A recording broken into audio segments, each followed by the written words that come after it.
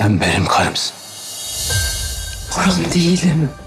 Ben artık senin karın değilim. Kalbimde Cihan'ın karısıyım.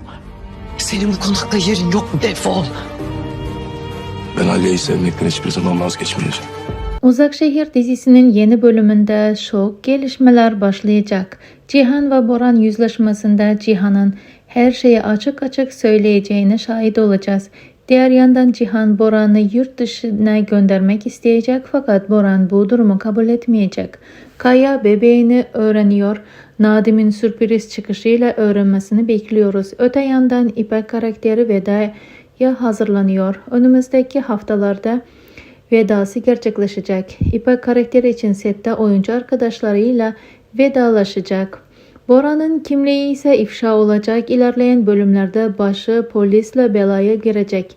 Demir ve Zerrin ise boşanmaya hazırlanacak. Cihan sayesinde boşanacaklar.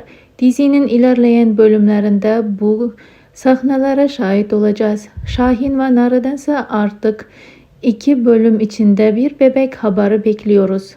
Cihan ve Aliye yaklaşma sahnesine tanık olacağız.